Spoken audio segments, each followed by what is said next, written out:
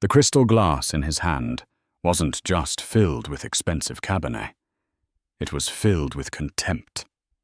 Before a crowd of 100 of the city's most powerful people, my husband, Austin Foster, looked at my pregnant belly, a masterpiece of his own creation, and sneered.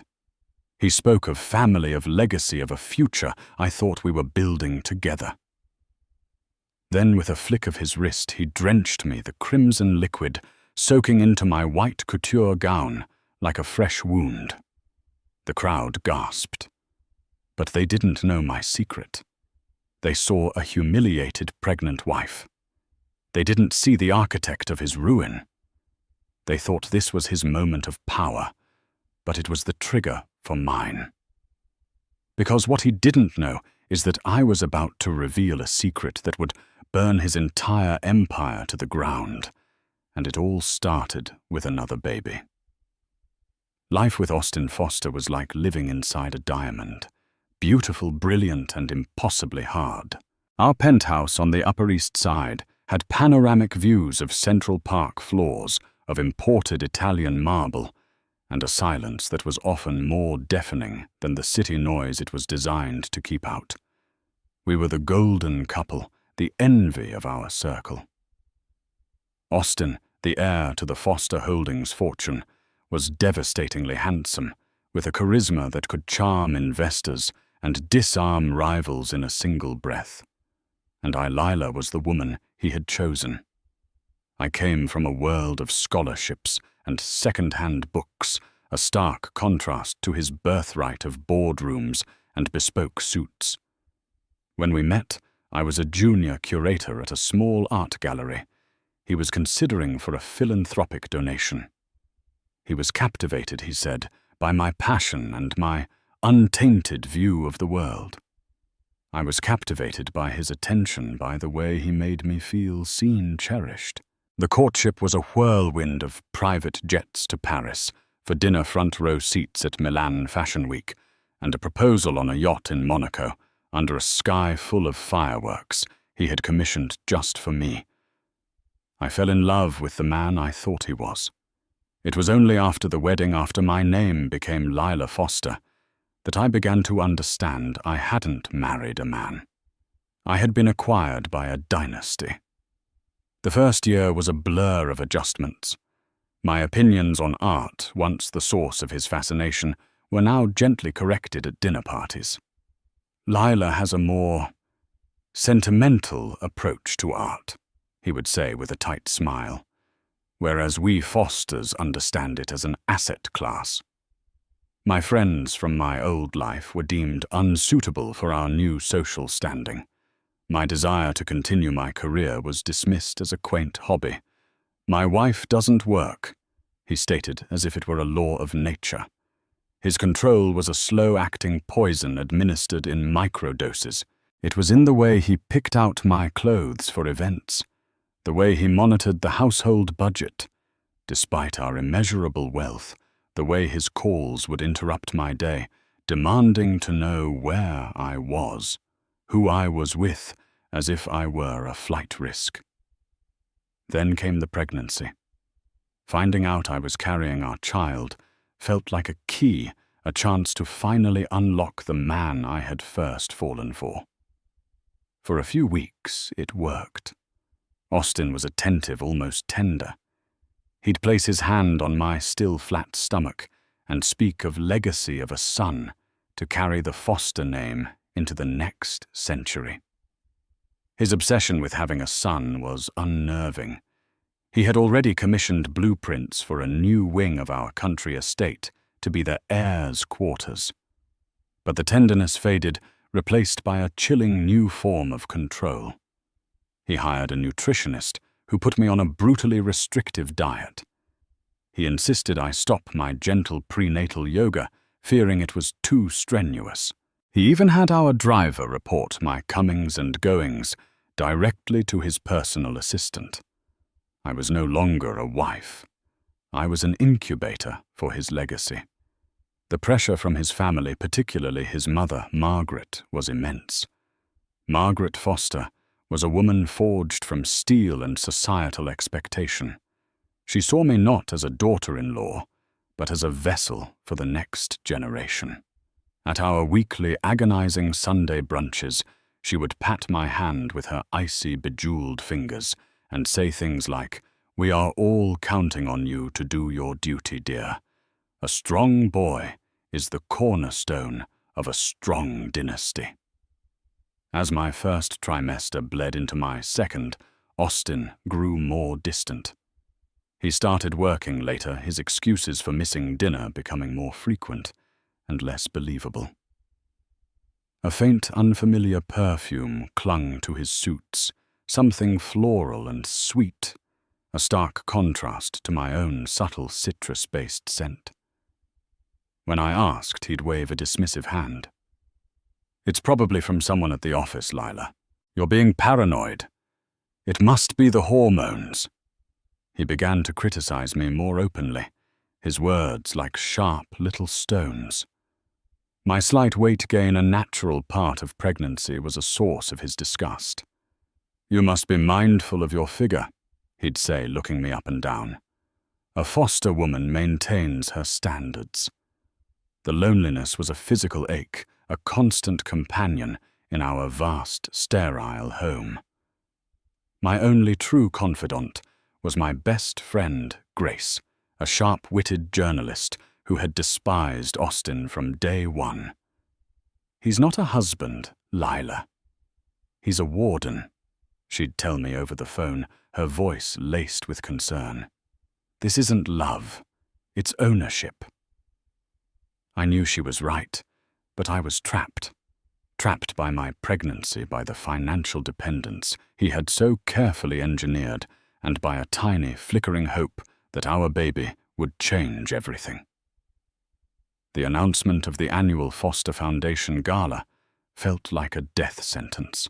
It was the pinnacle of the New York social calendar, a night where Austin and his mother reigned supreme. This year, it was being held to honor Austin's leadership, and he was set to give the keynote address. "You'll wear the white gown," he instructed me one evening, not looking up from his tablet. "The one from that new designer. It will be a symbol of purity, of the new life we are bringing into this world. It's perfect for the image we need to project." The image. It was always about the image. The perfect husband, the glowing, pregnant wife, the unshakable foster legacy. I looked at my reflection in the dark glass of the penthouse window that night. My belly was a gentle, hopeful curve under my silk robe. But my eyes were hollow. I was a beautiful prop in a very expensive play, and I was starting to forget my own lines. The gala was in 2 weeks, and a sense of dread, cold and heavy, settled deep in my bones. I felt like I was walking towards a cliff, and the man beside me was the one pushing me closer to the edge. The dread that settled in my heart began to sprout thorns. It wasn't just a feeling anymore. It was a suspicion fed by 100 tiny clues that Austin in his arrogance never bothered to hide. The late nights became more frequent, often stretching into the early hours of the morning. The excuse of closing a big deal in Asia became his standard refrain. But the scent that clung to him wasn't the sterile air of an office. It was that same cloying, sweet perfume. One evening he came home just before dawn. I had been awake for hours, my mind racing, my hand resting on my growing belly, as if to protect our child from the poison seeping into our lives. He slipped into the dressing room, thinking I was asleep. I heard the quiet clink of his cufflinks on the valet stand and the rustle of his clothes. When he finally came to bed, reeking of expensive whiskey and a fresh shower, I pretended to be stirring from a deep sleep. The next morning, after he left for the office, I went into his dressing room. His suit from the night before was tossed carelessly over a chair, not sent to the dry cleaner as usual. It was a sign of his haste, his carelessness. I picked up the jacket, a custom Tom Ford piece that cost more than my first car. The floral perfume was strong, but there was something else. Tucked deep into the inner pocket, my fingers brushed against a small, stiff piece of paper. It was a receipt.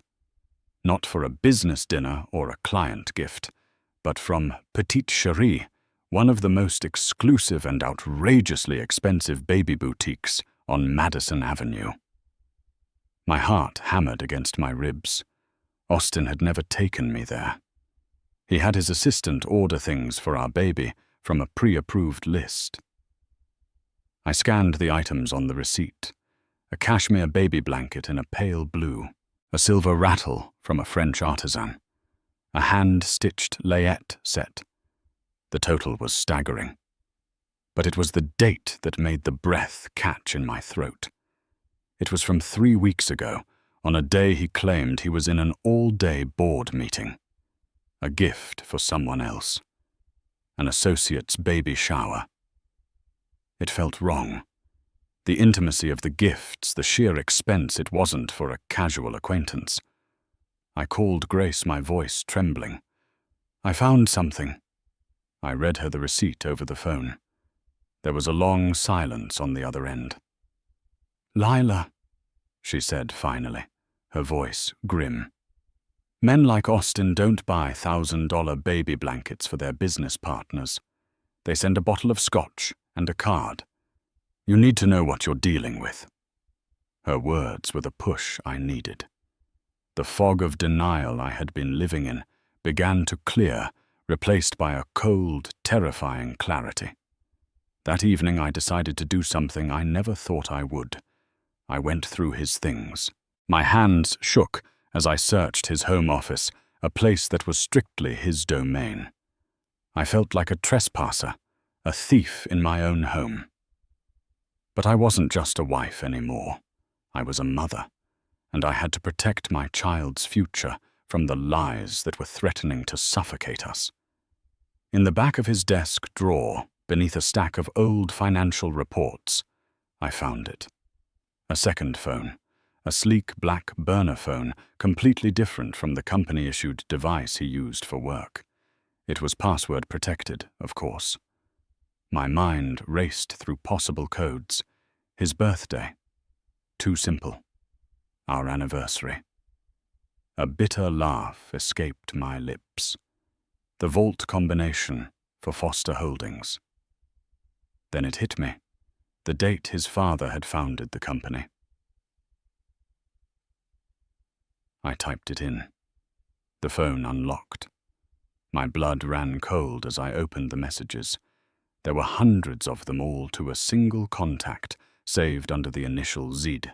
The texts were a nauseating mix of explicit declarations, logistical arrangements for their trysts, and most damningly shared vitriol directed at me. Z. Is she suspicious, Austin? Not at all. She's too busy nesting. Thinks this baby is going to save us. Pathetic. Z. I wish you were here. The baby is kicking. Austin. My son knows his father can't wait to meet him, unlike the heir I'm stuck with at home. Austin. The gala is going to be a nightmare. I have to play the part of the doting husband. Just think about us afterward. I'll make it up to you. I sank to the floor, the phone clutched in my hand, a silent scream trapped in my throat. It wasn't just an affair. It was a parallel life. The baby is kicking. My son.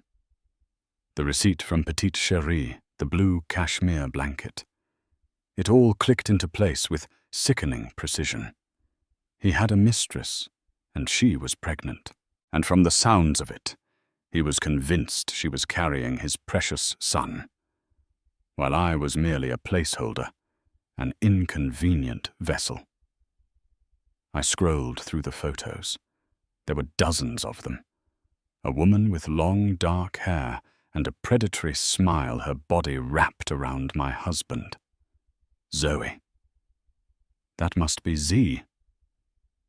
They were on a yacht in a hotel suite, that looked suspiciously like the one we'd stayed at in the Hamptons, in a cozy-looking apartment I didn't recognize.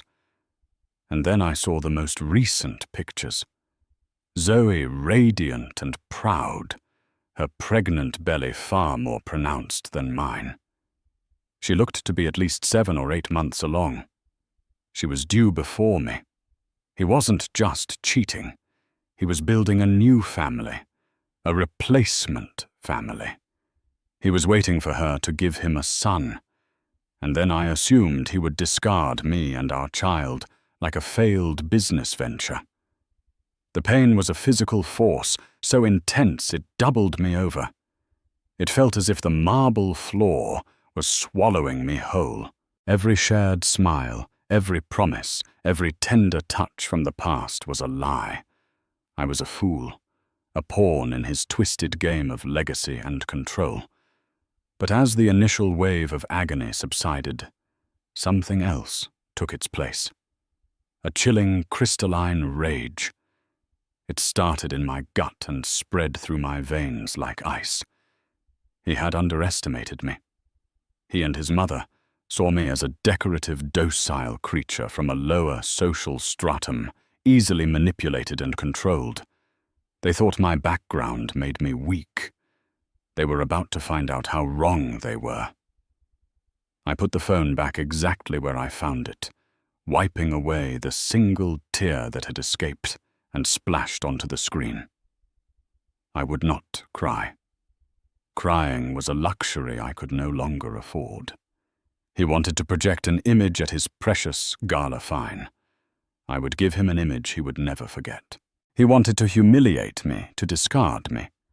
I would orchestrate a downfall so spectacular, so public, that the name Foster would be synonymous with shame for generations.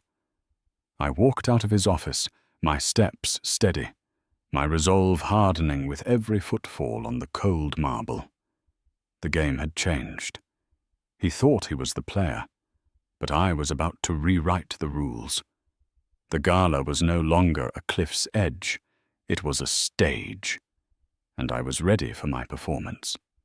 The next few days were a masterclass in deception. I played the part of the blissfully unaware, doting wife to perfection. I'd ask Austin about his day, feigning interest in his fabricated stories of mergers and acquisitions. I'd rest my head on his shoulder in the evenings, fighting the urge to recoil from his touch. I let him feel my belly, to speak to the child he had already mentally disowned, and I'd smile a serene, placid smile that was the most dishonest thing I had ever done. My compliance lulled him into a state of supreme confidence. He saw my quiet demeanor as submission, my gentle questions as the simple-minded wanderings of a hormonal pregnant woman. He was a predator who had grown so used to his prey's fear that he could no longer recognize the glint of a hunter in its eyes. But beneath the placid surface, my mind was a whirlwind of activity. I needed more than just the chat messages on a burner phone. A man like Austin could easily claim the phone was planted, that the messages were faked. I needed concrete, undeniable proof. I needed to know who Z was. I needed to see her with my own eyes. Using a prepaid credit card I had secretly kept from my pre-marriage days, I purchased a small, discreet GPS tracker online. The next challenge was planting it. The opportunity came 2 days later. Austin was in the shower, his triumphant humming echoing through the master suite. He had just closed a particularly ruthless deal, and his ego was at an all-time high. His car keys, including the fob for his black Mercedes S-Class, were on the nightstand. My hands were trembling, but my purpose was firm. I walked calmly to the nightstand, picked up the keys, and with a practiced ease I didn't know I possessed, I attached the tiny magnetic tracker to the inside of the key fob ring, nestled among the other keys where it was virtually invisible. The weight was agonizing. For 2 days, I monitored the tracker's app on a new, cheap smartphone I'd bought with cash. The car moved between the Foster Holdings Tower, his private club, and several high-end restaurants. It was his typical routine. I started to lose hope. Then, on a Thursday afternoon, it happened. Instead of heading home after a late meeting, the car began moving downtown towards a neighborhood of trendy, expensive lofts. It stopped, and it stayed there. For 1 hour, 2 hours, 4. Grace insisted on coming with me. "You are not doing this alone," she said, her voice steely with protective anger. "I'll drive." We sat in her unassuming car, a block away from the address, the city lights smearing across the rain-slicked windshield. My heart was a frantic drum against my ribs. After what felt like an eternity, the main door of the loft building opened, and there he was, my husband. He wasn't in his work suit anymore. He was dressed in casual, expensive jeans and a soft cashmere sweater. He looked relaxed, happy. A genuine smile graced his lips, the kind I hadn't seen directed at me in years. He turned back and held the door open. A woman emerged, and my breath hitched. It was the woman from the photos. Zoe. She was even more striking in person, with sharp, intelligent eyes, and a confidence that bordered on arrogance. Her very pregnant belly was prominent under a stylish maternity dress. She looped her arm through Austin's, and he bent down to kiss her, a long, tender kiss, filled with a sickening intimacy. Grace let out a low curse beside me. That bastard. They began to walk down the street, hand in hand, looking for all the world like a happy, expectant couple. On impulse, I opened the car door. "Lila, what are you doing?" Grace hissed. "I need to know her name," I whispered, pulling the hood of my coat up to obscure my face. I followed them at a distance, my body moving on autopilot. They stopped at a small, upscale organic market. I slipped in behind them, pretending to browse the produce, my face turned away. I could hear their conversation clearly.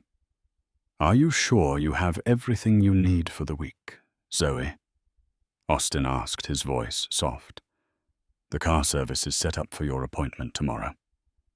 "I'm fine, Austin," she replied, her tone a mix of affection and slight impatience.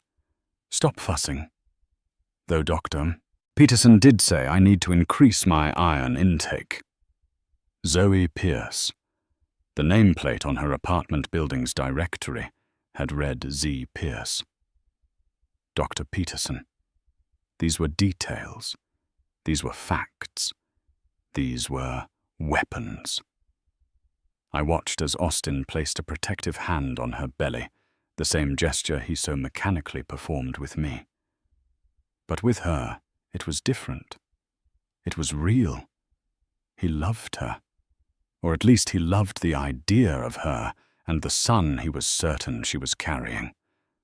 The sight of it didn't shatter me as it would have a week ago. Instead, it galvanized me. The pain was still there, a hot coal in my chest, but it was now fuel for the fire of my resolve. I slipped out of the market before they could see me and got back into Grace's car. "Did you get what you needed?" she asked, her eyes full of concern. I nodded, my gaze fixed on the happy couple exiting the store. I got everything. On the drive home, a plan began to form, intricate and terrible in its scope. It wasn't enough to just expose him. I had to dismantle his entire world, using the very tools he valued most: legacy, reputation, and public perception. The gala was the perfect stage. But I needed more than just an announcement. I needed irrefutable proof delivered with maximum impact. The next day, I made 2 calls. The first was to a discreet private investigator. Grace had recommended a man named Mr. Finnegan, who specialized in high-stakes marital disputes. I told him everything, providing him with Zoe Pierce's name, the address of her loft, and the name of her doctor. I tasked him with one crucial job: to obtain definitive proof of her pregnancy's timeline, and if possible, any documented evidence of Austen's financial support. The second call was to the designer of my white couture gown for the gala. "Hello," I said, my voice calm and steady. "This is Lila Foster. I need to request a small last-minute alteration to my dress. It needs a hidden pocket, a very deep one sewn into the lining right over my heart." I was no longer just the wife. I was the architect of a reckoning. And I was just getting started. The week leading up to the gala was the longest of my life. I existed in a state of suspended reality, a schism between my outward persona and my inner machinations. To Austen and his family, I was the perfect expectant mother, serene and slightly delicate. I attended my final dress fitting, discussed floral arrangements with Margaret for the gala, and smiled vacantly when Austen spoke of the bright future of the Foster name. Every moment was a performance, every word a carefully chosen line in a script only I was reading. Meanwhile, Mr. Finnegan worked with ruthless efficiency. He was a quiet, unassuming man in his late 50s, with eyes that missed nothing. He operated with the precision of a surgeon, and his updates were delivered in clipped, dispassionate tones that I found strangely comforting. "Miss Foster is the signatory on the lease for the loft on Broome Street," he reported 2 days after our first meeting. "He pays all utilities and a monthly stipend of $50,000 wired from an offshore account. I have the bank records." My hand tightened on the phone. 50,000 a month. More than my own generous allowance that Austen controlled so meticulously. "The subject, Zoe Pierce, is a former junior analyst at a rival firm," Finnegan continued. "She left her job abruptly 8 months ago. Coincides with the timeline of her pregnancy." The timeline. That was the key. 2 days before the gala, Finnegan delivered the masterstroke. "I have a source inside the obstetrics clinic, Dr. Peterson's office. It wasn't easy, but people become careless when they believe their privacy is guaranteed by wealth." He paused. "I have a copy of the ultrasound report from Ms. Pierce's most recent visit. It includes the estimated due date, gestational age, and most notably, the determined sex of the fetus." "And?" I asked, my breath held tight in my chest. "It's a boy," Finnegan said. "Estimated due date is in 3 weeks, and there's more. At Mr. Foster's insistence, a non-invasive prenatal paternity test was performed at 10 weeks. I have a copy of the lab report. Probability of paternity. For Austen Foster, 99.999%. I closed my eyes, a wave of vindication washing over me. It was all there. The affair, the financial dependency, the secret pregnancy, the paternity test, the son he so desperately craved. He hadn't just been cheating on me. He had been actively vetting my replacement. He was running a parallel succession plan for his own dynasty. "Send it all to me," I said, my voice dangerously low.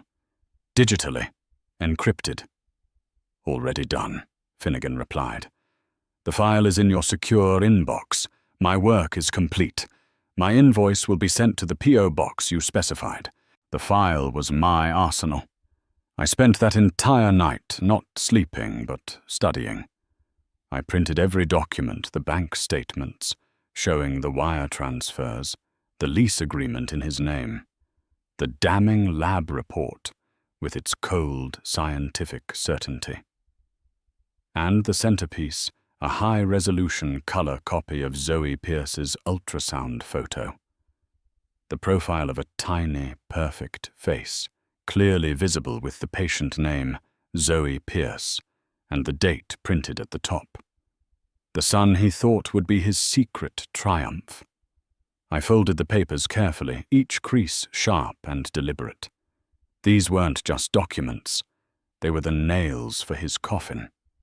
I slipped them into the secret pocket of my white gown, which now hung in my closet like a ghost of the future I once believed in. The pocket lay flat against the silk lining, completely invisible. The day of the gala arrived a grey, overcast afternoon that matched the mood in my soul. Austin was in high spirits, preening in front of the mirror as he adjusted his tuxedo. "Tonight is a big night, Lila," he said, catching my eye in the reflection. "Everything has to be perfect. You remember what to say if the press asks you questions. I'm just so proud of my husband, and we're so excited to start our family." I recited my voice, a perfect imitation of wifely devotion. He smiled, satisfied. Exactly. Simple. Elegant. On brand. As we rode in the silent, temperature-controlled town car to the Museum of Modern Art, where the gala was being held, he placed his hand on my belly. I didn't flinch. "Our child will be born into the greatest family in this city," he murmured, his eyes looking past me at some distant horizon where his empire stretched on forever. "A legacy of power. You have no idea what kind of legacy you're creating," I thought.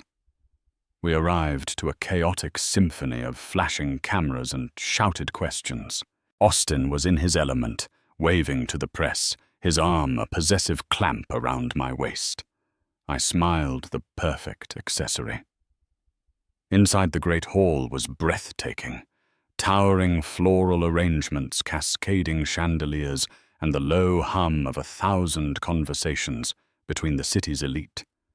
It was a room overflowing with power, influence, and reputation, all the things Austin held more dear than anything or anyone. I saw his mother, Margaret, holding court near the stage, her posture ramrod straight, her expression one of regal satisfaction. She was an empress surveying her domain. She caught my eye and gave a curt, approving nod. I was the dutiful, pregnant vessel dressed in symbolic white, ready to play my part. Throughout the cocktail hour, I floated through the crowd, accepting congratulations and compliments with a serene grace. "You're glowing, Lila. Motherhood suits you." Each comment was a small, sharp twist of the knife. They were all looking at me, but none of them could see the truth. They saw a woman who had everything. They had no idea I was a woman who had nothing left to lose. Dinner was a multi-course affair, punctuated by speeches from business leaders and city officials, all extolling the virtues of Austin Foster. I ate little, my stomach a tight knot of anticipation. The documents in my hidden pocket felt like a block of ice against my skin. Finally, the moment came. The chairman of the foundation board stepped up to the podium. "And now it is my great honor to introduce the man of the hour, a titan of industry, a great philanthropist, and the future of his family's enduring legacy. Mr. Austin Foster." The room erupted in applause. Austin stood, buttoned his jacket, and gave me a smug, proprietary kiss on the cheek before striding towards the stage. The spotlights followed him, making him gleam. He looked every bit the king of his castle. He began his speech, his voice smooth and commanding, filling the vast hall. He spoke of tradition of honor, of the responsibility that comes with great wealth. He spoke of the future of the new generation. Then he looked directly at me. "And I build this future not for myself, but for my family." He boomed his voice, thick with false sentiment. "For my beautiful, supportive wife, Lila, and for the child she carries. Our child who will carry on the Foster name with strength and pride." The crowd awed on cue. Tears welled in Margaret's eyes. It was the perfect moment, the perfect image. And I knew with a certainty that chilled me to the bone that it was my cue. The performance was about to reach its climax. As Austin basked in the applause, he walked down from the stage, not back to our table, but towards the bar. A waiter handed him a bottle of deep red wine, a 1982 Chateau Margaux, a collector's item worth thousands of dollars. He poured a single glass, his movements theatrical and self-important. The crowd watched, hushed, assuming this was some grand romantic gesture. He walked towards me, holding the glass aloft. The spotlights remained on him, and by extension on me. We were the center of this universe of wealth and power. "A toast," he said, his voice still amplified by the microphone he hadn't yet turned off, so the entire room heard his every word. "To my wife."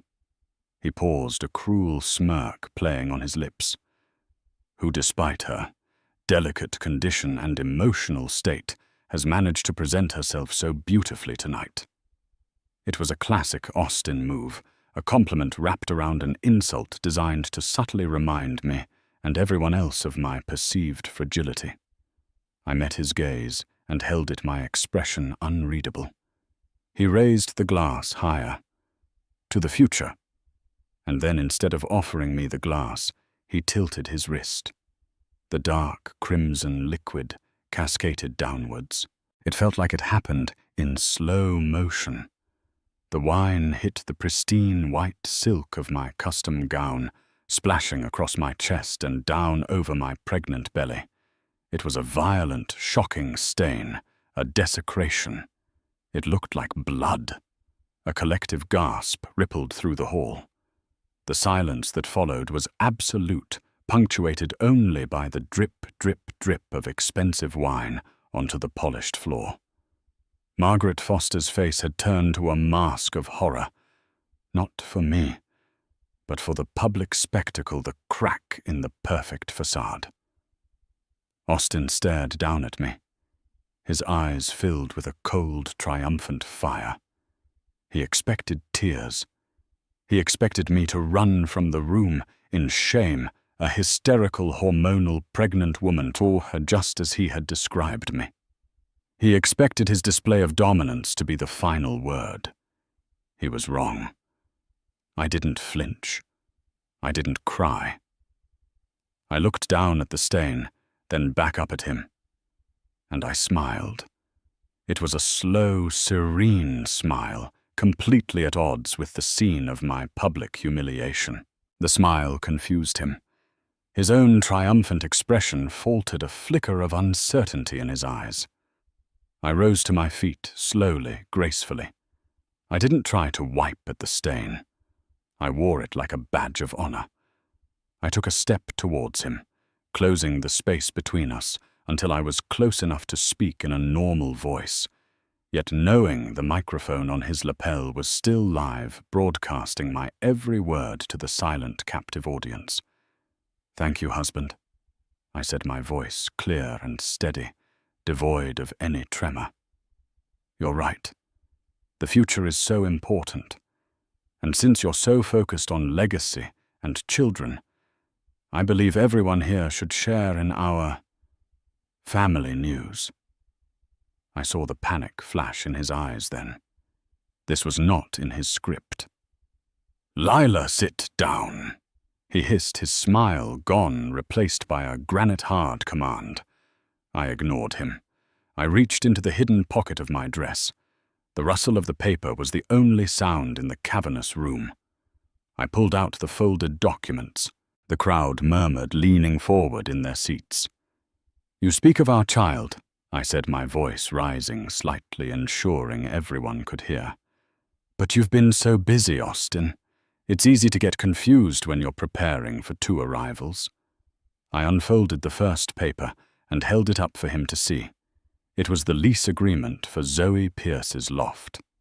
"Like securing a beautiful home for your other family." Austin's face went white. He reached for my arm, but I stepped back just out of his reach. Next, I held up the bank statement. "And making sure she's well taken care of. $50,000 a month is very generous, darling. You're truly a great philanthropist." A wave of shocked whispers washed across the room. I could see people pulling out their phones, the red dots of recording lights blinking in the dimness. "Lila, stop this now!" Austin snarled, his voice a low, dangerous growl. The microphone amplified it into a public threat. But the best part, the real testament to the Foster legacy, I continued, my voice ringing with a terrible, triumphant calm, is the care you've taken to ensure the continuation of your line. I saved the final 2 documents for last. I held up the lab report from the paternity test. You were so certain, weren't you, a 99.99% chance. You couldn't leave something as important as your heir to chance. Finally, with a flourish, I held up the high-resolution ultrasound picture. I angled it not just at Austin, but towards the front tables, where his mother, his board members, and the most influential journalists were sitting. "So I'd like to congratulate you, Austin," I declared, my voice echoing in the stunned silence. "And I'd like to introduce everyone to your real heir. This is your son, the one you and your mistress, Zoe Pierce, are expecting in 3 weeks. The son you were planning on replacing my child with."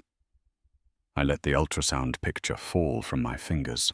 It fluttered to the floor, landing face up in the puddle of red wine. A tiny, perfect profile baptized in the symbol of my humiliation. Chaos erupted. The dam of polite society broke, and a tidal wave of scandal flooded the room.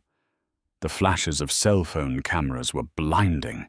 People were standing, shouting their faces a mixture of shock, horror, and salacious glee. Austin stood frozen, his face a grotesque mask of rage and disbelief. He looked like a statue caught in the blast of an explosion.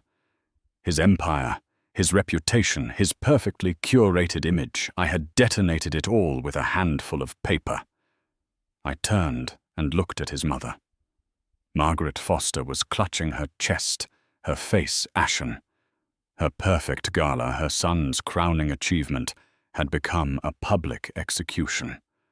Our eyes met across the room, and in her gaze I saw the shattering of a dynasty. Without another word, I turned my back on my husband. I walked head held high through the parting sea of shocked faces. My white dress, stained and ruined, was no longer a symbol of purity. It was a war banner. And I had just won the war. The fallout was immediate and spectacular. By the time I reached the museum's lobby, my phone was vibrating incessantly with notifications. The story had gone viral. Foster Gala disaster. Austin Foster's secret family revealed. Grainy cell phone videos of the confrontation were everywhere. My public humiliation had become his public immolation, and the world had a front row seat. Grace was waiting for me outside the engine of her car, already running. As I slid into the passenger seat, the adrenaline began to fade, leaving a hollow, trembling exhaustion in its wake. "It's done," I whispered more to myself than to her. "You were magnificent," Grace said, her eyes shining with fierce pride. "You didn't just leave him, Lila. You leveled him."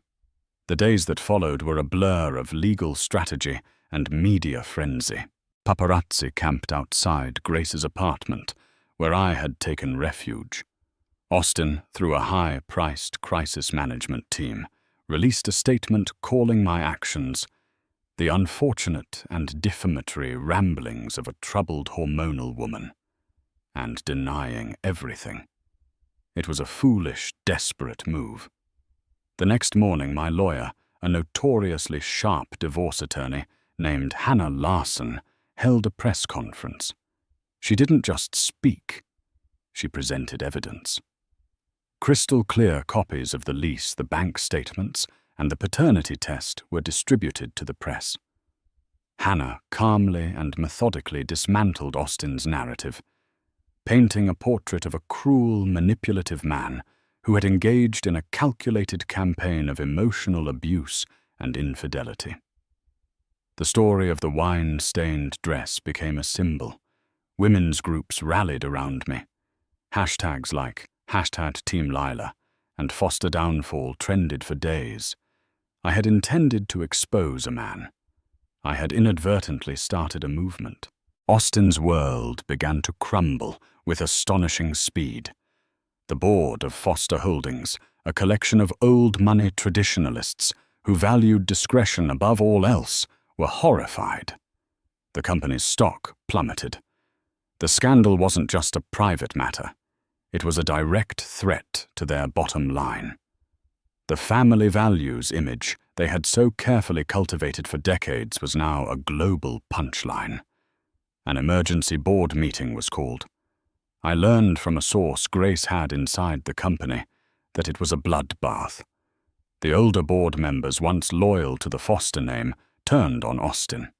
His arrogance, once seen as a strength, was now viewed as a catastrophic liability.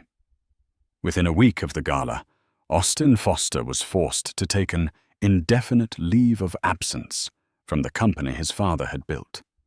He was effectively exiled from his own kingdom.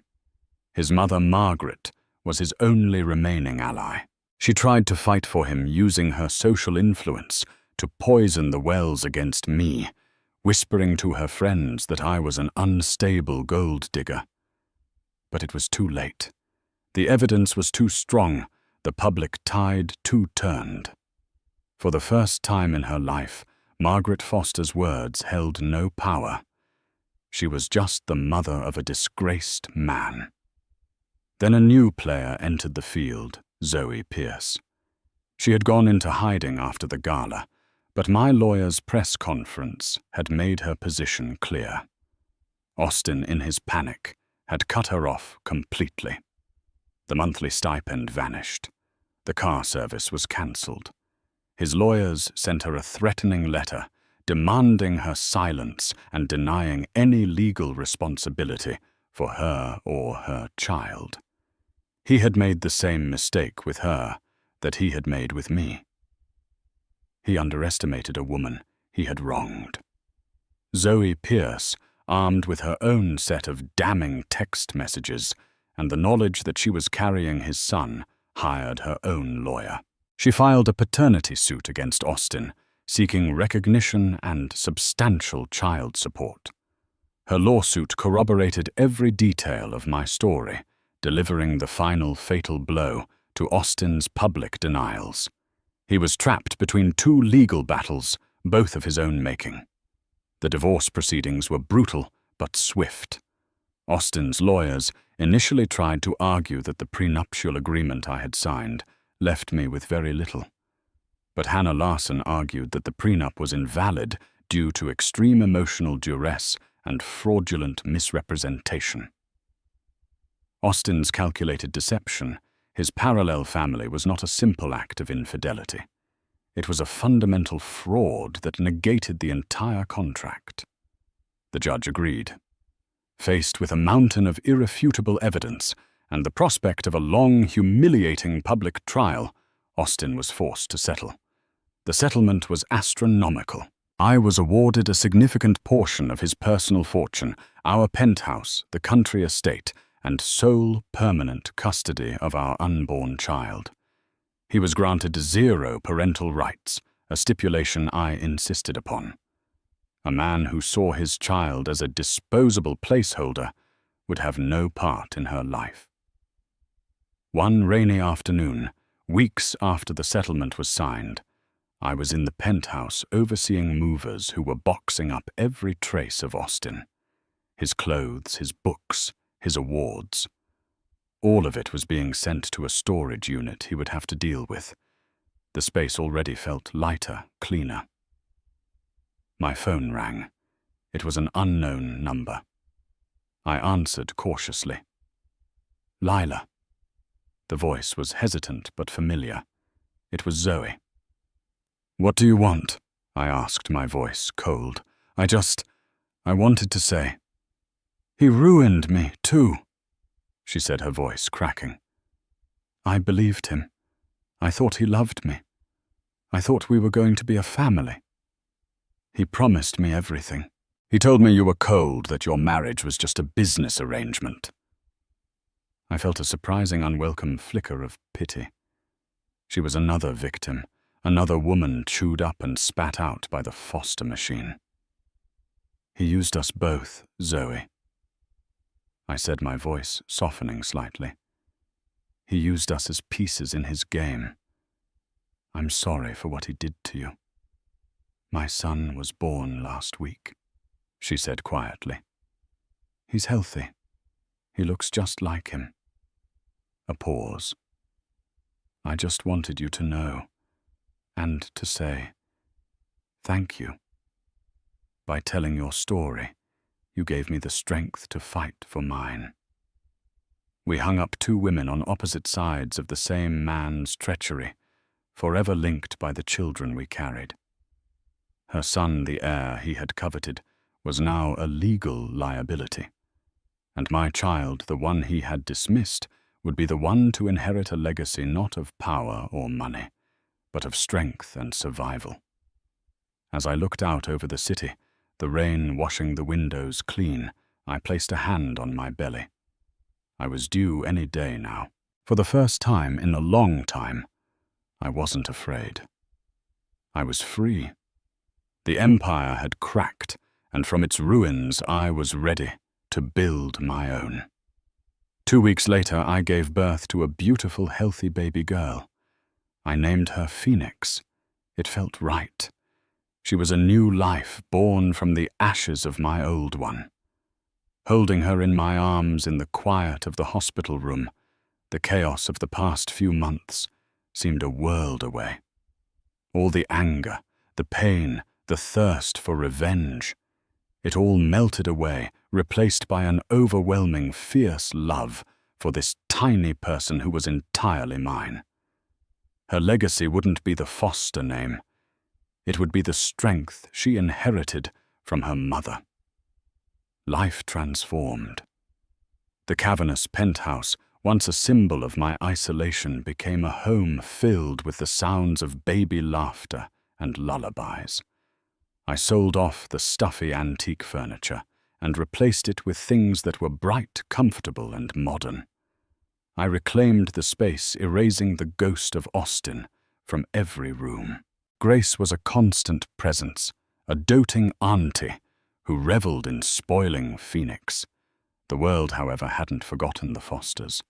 Austin became a recluse, his name a toxic asset. He lost his friends, his social standing, and the respect of the business community. He was forced to pay massive child support to Zoe Pierce, and the legal battles left him diminished, a shadow of the titan he once was. Margaret Foster sold her Fifth Avenue apartment and retired to a quiet life in Florida, her reign over New York society over. The dynasty they had worshipped was fractured beyond repair. I could have stopped there.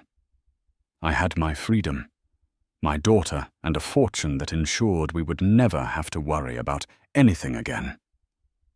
I could have disappeared into a life of quiet luxury. But looking at my daughter's innocent face, I knew I had to do more. I had to turn the destructive energy of my revenge into something constructive. The Foster Foundation, once the jewel in Austin's philanthropic crown, had crumbled in the wake of the scandal. Its hollowness had been exposed. I decided to create something real in its place. With a team of financial advisors and legal experts, I established the Phoenix Foundation.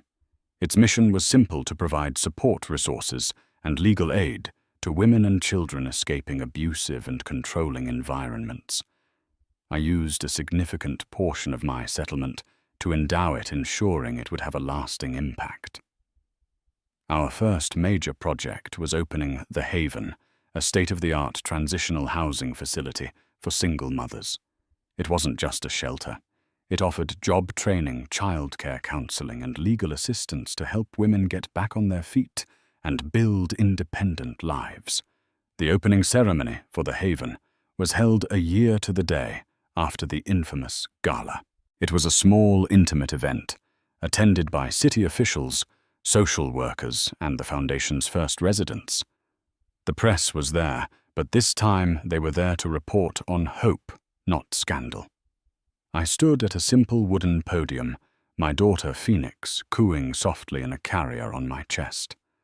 I looked out at the crowd, at the faces of women who had known fear and control, and I saw my own story reflected in their eyes. A year ago, I began my voice steady and clear. I was standing in a room much grander than this one. I was wearing a beautiful dress that was meant to be a symbol of a perfect life. But it was a lie. That life was a coup, and that dress became a casualty of a war I didn't even know I was fighting. I paused, adjusting Phoenix in her carrier. That night I learned that sometimes you have to burn down an old life to build a new one. I learned that true strength isn't about power or legacy or a famous last name. It's about what you do when you have nothing left to lose. It's about rising. The Phoenix Foundation, I continued, is not about revenge. It's about resurrection. It's for every woman who has ever been made to feel small, to feel powerless, to feel trapped. This place, the Haven, is not just a building. It is a promise. It is a promise that you are not alone, that your voice matters, and that from the ashes of what was, you can build something beautiful, something strong, something entirely your own. After the ceremony, as I walked through the bright, welcoming halls of the Haven, a young woman with a toddler holding her hand stopped me. "Thank you," she said, her eyes welling with tears. "You have no idea what this means for us." I smiled, a real, genuine smile that reached my eyes. "Yes," I said, looking down at my own daughter. "I think I do." I had started my journey as Lila the curator, become Lila Foster the possession, and emerged as Lila the survivor. Austin had tried to pour shame on me to stain my future, but he had failed. I had taken that stain, that public humiliation, and I had turned it into a foundation. Not a foundation of cold, hard cash and empty prestige like his, but a foundation of hope, resilience, and a legacy my daughter could truly be proud of. And that was a victory far sweeter than any revenge. That's the story of how a single glass of wine at a high society party didn't just ruin a dress but dismantled an empire. Lila's journey from a silenced wife to a strategic architect of justice shows that the deepest betrayals can forge the strongest resolve. She didn't just expose her husband's lies. She turned her pain into power, building a new legacy of hope for countless others from the wreckage of his. It's a powerful reminder that sometimes the quietest people have the most devastating secrets, and true victory isn't just about winning the battle, but about rewriting the future that follows. What did you think of Lila's incredible transformation and her ultimate act of vengeance?